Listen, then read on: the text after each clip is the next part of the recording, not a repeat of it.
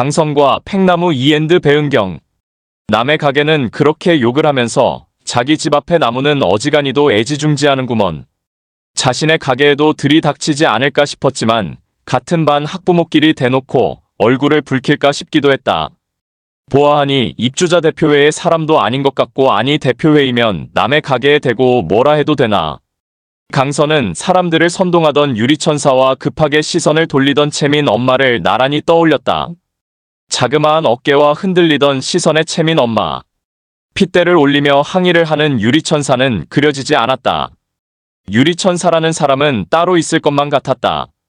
저 앞에서 안전모를 쓴 사람이 신호봉을 흔들었다. 아스콘 포장을 하느라 출입을 막고 있었다. 강선은 자전거를 길가로 몰았다. 오늘은 장사 준비를 어떻게 하나 머리가 복잡해졌다. 할인가라기에 욕심껏 받아놓은 순대는 어쩌나 싶었다. 월세 낼 날짜가 다가오고 있었다. 502호가 국화차를 권했다. 방금 따른 찬물에서 김이 올라왔다. 강선은 유리 티포트에 서우려지고 있는 노란 꽃잎을 보며 너무 이른 시간에 들른 것은 아닌가 싶다가도 통창 넘어 보이는 겨울 아침 산봉우리에 머릿속이 흐릿해졌다. 이게 혈압에 좋대. 찻잔을 바라만 보고 있는 강선에게 502호는 다시 차를 권했다. 한 모금 입술을 적시자 머릿속이 선명해지는 것도 같았다. 그렇게 깐깐하게 굴게 뭐람. 강선과 자전거를 들여보내주며 동호수를 여러 번 확인하고 전화번호를 꼼꼼히 기록하던 입구의 경비원. 3504호라는 걸 까맣게 잊고 자꾸만 502호라고 했다가 직접 통화를 하고서야 바리케이드를 열어주었다. 502호가 너무 입에 익어서 그래. 그럴만도 하지. 몇십 년을 그렇게 불렀는데. 대출금이 깔려있지 않았다면 자신도 장미맨션을 팔고 이곳에 입주할 수 있었을까?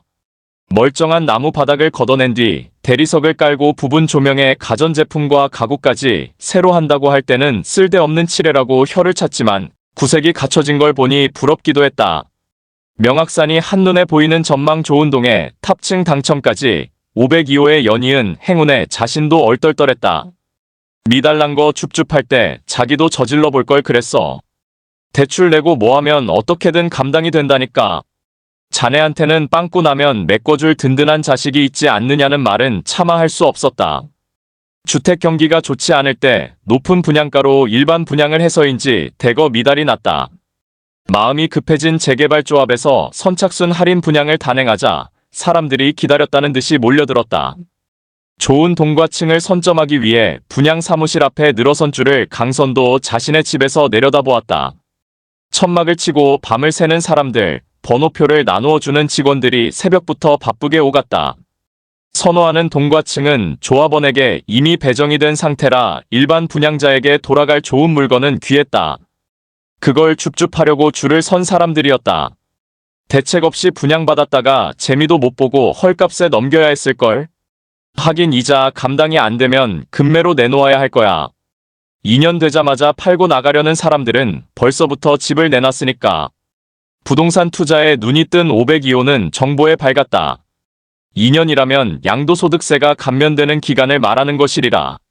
그새 집값이 올라야 조금이라도 차익을 챙길 수 있을 터. 유리천사 같은 이도 그런 사람 중 하나일 거야. 여기가 옆동 그림자 때문에 저층에는 해가 안 들어. 그 이가 우리 라인 2층 여자더라고. 그러니 주변 환경이라도 좋아야 하지 않겠어? 나무를 베고 나니 거실이 훤히 들여다보이니 그 난리를 친 모양이야. 2층을 잡은 걸 보니 막차를 탄 모양이군. 신보를 곱게 써야 복을 받지. 한마디 보탠다는 게 채민 엄마 험담을 하고 말았다. 강선은 속이 후련하면서도 괜한 말을 했나 싶었다. 그렇다고 본심이 아닌 건 아니었다. 강선은 이제 502호에게도 마음속으로 굴리던 말을 풀어놓아야겠다는 생각을 하며 헛기침을 했다. 그래서 말인데, 가게 칠을 새로 하면 어떨까? 502호가 팔에 고명이 얹힌 샌베이를 오도독 소리가 나도록 베어 물었다. 강선은 경비를 대주면 장사가 회복되는 대로 갚겠다는 계획을 말하려던 참이었다. 이럴 줄 알고 내가 보증금을 안 받은 거야. 자신이 이런 말을 꺼낼 줄 짐작이라도 했다는 건가? 강선은 가게 안쪽에 방치된 김 굽는 기계는 어쩔 거냐는 말이 올라오는 걸 애써 눌렀다. 502호가 보증금을 들고 나오는 데는 달리 응수할 말이 없었다. 기계는 내일이라도 드러내면 그만일 것이다. 강선은 더 이상 대꾸할 말을 찾지 못했다. 외투 주머니 속에 든 돈봉투를 소리나지 않게 만지작거렸다. 월세가 밀리더라도 7부터 하면 어떨지 가늠해보았다. 그랬다간 신축 입주 후 상승한 주변 점포 시세를 꺼내며 강선의 말문을 또다시 막아버릴 것이다. 502호의 구구절절한 말을 듣고 싶지 않았다. 강선은 주머니에서 봉투를 꺼냈다. 이번 달 월세야. 편하게 이체를 하라니까. 502호는 봉투의 두께를 가늠해보고는 방석 밑으로 밀어넣었다. 부족액을 채우느라 카드 대출을 받았다. 502호가 수중에 들어온 걸 좀처럼 내놓지 않는다는 걸 알고 있었지만 자신의 처지를 봐줄 거라 기대도 했었다. 유리포트의 찬물에서는 더 이상 김이 피어오르지 않았다. 곁들여 내놓은 샌베이 하나가 귀퉁이를 베어 물린 채 접시 위에 놓여 있었다. 502호가 엘리베이터까지 배웅을 나와주었다. 1층을 누르고도 한동안 문이 닫히지 않았다. 짧은 시간 강선과 502호는 멋쩍게 마주보았다. 문이 닫히기 시작하자 502호가 무슨 말인가를 했다. 다음에는 꼭 이체를 하라는지 다음에 또 들르라는지 끝까지 듣지 못했다. 강선은 다음에는 호수를 제대로 말하리라 생각하며 3504호를 되뇌었다. 엘리베이터 문이 닫히자 공고문이 눈에 들어왔다. 고사한 나무를 다시 심는다는 안내였다. 중앙광장의 팽나무를 다시 심는 모양이었다. 재이식 날짜와 당부 사항이 적혀 있었다. 다른 나무의 재이식은 계획이 잡히는 대로 추후 실시한다는 글도 맨 아래 작게 쓰여 있었다. 그 옆에 볼펜으로 휘갈겨 쓴 글씨가 눈에 들어왔다. 강선은 생각 없이 따라 읽었다. 씨발. 망고와 망고스틴. 맞은편 가게였지만 출입이 선뜻 내키지는 않았다. 대낮인데도 환하게 밝힌 조명이 강선의 발길을 주저하게 만들었다. 벽에 핀 곰팡이가 눈에 띄고부터는 맞은편 가게에 환한 것만 보였다. 망고스틴의 문지방을 넘으며 강선은 저도 모르게 끙소리를 냈다. 유치원 가방을 맨 젊은 엄마가 돌아보자 강선은 무릎을 꾹꾹 눌렀다. 딸기를 살피는 젊은 엄마와 긴 머리를 틀어 올린 중년 여자가 환한 불빛 아래 서 있었다. 강선은 검은색 패딩 조끼에 묻은 밀가루가 눈에 들어왔지만 문지르거나 털지 않았다. 물건을 고르지도 않고 휴대전화만 들여다보던 중년 여자가 고개를 들어 강선의 어깨 너머로 시선을 던졌다. 강선도 여자를 따라 고개를 돌렸다. 어깨가 떡 벌어진 젊은 사장이 들어오고 있었다. 딸기 2팩, 김치 1박스 찾으러 왔어요. 네. 미리 주문이라도 받아놓았는지 사장은 챙겨둔 물건을 여자의 카트에 실어주었다. 젊은 엄마도 딸기와 비닐에 담긴 물건을 받아들고 가게를 나갔다. 강선은 사장에게 물었다. 저 엄마가 사가는 게 뭐예요? 아, 돼지갈비입니다. 과일만 파는 게 아닌가 봐요? 밀키트도 팔고 야채도 있어요. 한번 둘러보세요. 공구라 가격도 착해요. 강선은 반은 알아듣고 반은 알아듣지 못했다. 밀키트는 뭐고 공구는 뭔지. 가격이 착하다는 건 싸다는 말일 테고. 사장의 휴대전화가 연거푸 웅웅거렸다. 방금 신상을 올렸더니 휴대전화를 보던 사장이 강선을 쓱 보았다. 죽집 사장님이시죠? 사장은 강선을 알아보고 웃으며 인사를 건넸다. 자신을 알아봐주자 강선의 얼굴에 미소가 떠올랐다. 주저대던 마음에 힘이 들어갔다. 뭐 좀 물어보려고요. 강선은 흰 벽을 둘러보며 가게가 깨끗하고 환해보기 좋다고 운을 뗐다. 무슨 말을 하려는지 의아해하는 사장에게 강선은 얼른 본론을 끄집어냈다. 이렇게 칠하려면 얼마나 들까요? 잠시 눈을 끔뻑이던 사장이 얼른 강선의 말을 이해하고 답을 내놓았다. 바닥과 조명까지 한꺼번에 공사해서 페인트 비용만은 알 수 없다고 했다. 재료비보다 인건비가 문제라는 말에 직접 칠하면 안 되겠냐는 말이 튀어나왔다. 그러다간 병원비가 더 들지 않을까요? 라는 건 의뢰하는 말이겠거니 흘러들렸으나 해보신 적이 있으세요? 라는 말에는 마음속에 품었던 일말의 무모함이 푹 꺼지는 기분이었다. 그렇다고 한 줄기 가능성까지 꺼뜨리지는 않았다. 다른 방법이 없진 않을 것이다. 바쁜데 고맙다는 말을 하고 돌아서려는데 사장이 덧붙였다.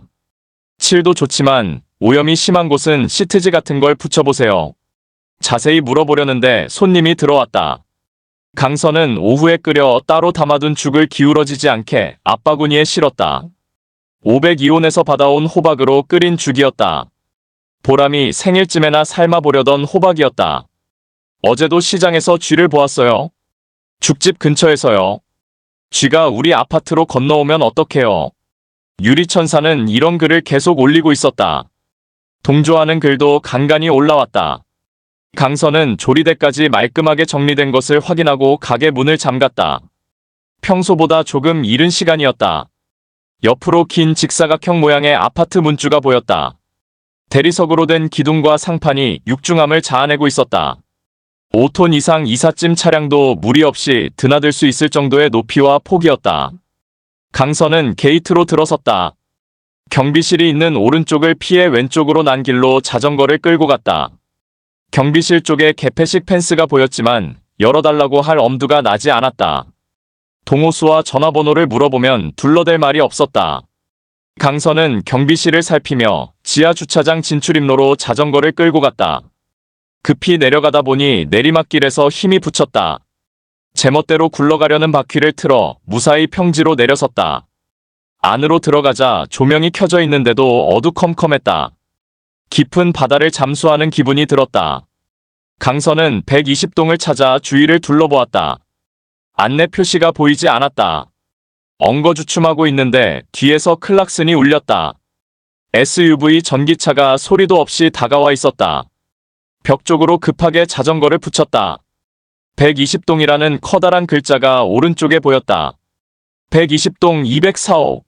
강선은 다시 한번 동호수를 확인했다. 같은 반 학부모라면 사정을 봐주지 않을까 싶었다. 502호와도 그렇게 해서 좋은 이웃이 되지 않았나. 같은 또래의 아들을 키우면서 속상한 마음을 터놓고 더욱 돈독해졌으니까. 이쪽에서 먼저 마음을 트면 저쪽에서도 날이 선 마음을 가라앉히지 않을까 생각되었다. 하지만 어디선가 자신의 순진함을 비웃는 목소리가 들리는 것도 같았다. 한참 만에야 나오는 사람이 있어 안으로 들어갈 수 있었다. 엘리베이터 문이 열리자 204호 현관문이 바로 보였다. 손에 든 죽에 온기가 남아있었다. 강선은 따스함을 쓰다듬으며 배를 눌렀다. 현관문을 경쾌하게 두드리는 듯한 기계음이 울렸다. 강선의 심장도 두근거렸다. 아무도 나오지 않고 기계음만 계속 울렸다. 다시 배를 누르려는데 누구세요? 하는 젊은 여자의 목소리가 들렸다. 청소기라도 돌리던 중이었는지 숨을 고르는 기색이 섞여 있었다. 채민이 집이지요? 누구신데요? 여자에게서 낯선 사람에 대한 경계심이 묻어났다. 강선은 숨을 고르고 또박또박 자신을 소개했다. 채민이 같은 밤보람이 할머니예요. 여자가 누군가와 말을 주고받는 소리가 인터폰 너머로 들렸다. 그런데요? 강선의 기대와는 달리 현관문은 열리지 않았다. 잠시 얘기 좀 할 수 있을까요? 정적이 흐르더니 다음 말이 이어졌다. 무슨 일인지 모르겠지만 지금 좀 바빠서요. 여기서 물러나면 여자가 인터폰 속으로 사라질 것이다. 강선은 다급하게 말을 꺼냈다. 잠시만요. 애기 엄마. 다음에 무슨 말을 해야 할지 떠오르지 않았다. 상상했던 장면이 그려졌다. 채민이도 보람이를 안다고 하면 친하게 지내라고 머리를 쓰다듬어 준 뒤 채민 엄마가 차라도 내오면 특별히 끓인 죽이니 맛을 보라고 내놓을 작정이었다. 혹시나 채민 엄마가 한술 뜨기를 주저한다면 가게를 새로 단장할 계획이니 걱정하지 않아도 된다며 안심을 시키고, 나이든 할머니가 어린 손녀를 키우고 있으니 잘 좀 봐달라고 없는 너스레도 떨어볼 생각이었다. 불쑥 어떤 말이 떠오르며 머릿속 장면이 지워졌다. 아니 정말 하려던 말인지도 몰랐다. 부탁할 게 있어요. 저 시장 죽집 알지요? 그러니까 내가 그 집 할머니예요. 하. 여자의 탄식. 들릴락 말락 한 짧은 욕. 강선은 잘못 들은 줄 알았다. 입주민 단톡방에 올린 글 봤어요. 이제 올리지 말아줘요. 채민인 듯 싶은 남자아이가 엄마를 불렀다. 여자가 가만히 있으라며 짜증을 내는 소리가 고스란히 들렸다. 무슨 글을 말하는지 모르겠지만 저는 모르는 일이에요. 강선도 멈출 수가 없었다. 나무 베던 날 채민 엄마를 봤어요. 나무 때문에 속상해하는 글도요. 나무랑 할머니랑 무슨 상관이세요? 채민 엄마가 유리천사 아니에요? 짧은 순간 정적이 흘렀다. 스토커세요? 사람 뒤를 캐고 다니시네요. 그 나무 때문에 제가 얼마나 속상한 줄 아세요? 그 나무를 보고 이 집을 샀다고요. 그런데 나무가 죽었단 말이에요. 언제 다시 심을지도 모른대요. 우리 집이 밖에서 훤히 보여요. 그런데 시장까지 개판이에요. 여자는 거친 말까지 쏟아냈다. 강선은 여자의 말을 멈추게 할 말을 찾아 머리를 굴렸다. 생각이 금방 말이 되어 나오지 않았다. 가게를 다시 꾸밀 계획이에요. 그러니 다음에는 그럼 됐네요. 돌아가세요. 이런 일로 다시는 찾아오지 마세요. 인터폰이 꺼졌다. 강선은 온기가 사라진 죽을 들고 검은 화면에 비친 자신의 얼굴을 들여다보았다. 화면 속 얼굴이 자신에게 무슨 말인가를 하고 있는데 그것이 무엇인지 알 수가 없었다. 여자에게도 말 못할 사정이 있을 것이다. 자신도 보람이를 홀로 키우고 있지 않는가. 여자가 문을 열어주었다면 자신의 사정을 말할 수도 있었다. 그렇다고 무턱대고 사정을 봐달라는 건 아니었다. 여자가 나무 때문에 속이 상한 속내를 비친다면 함께 걱정해줄 생각이었다. 화면 속 얼굴이 말하고 있었다.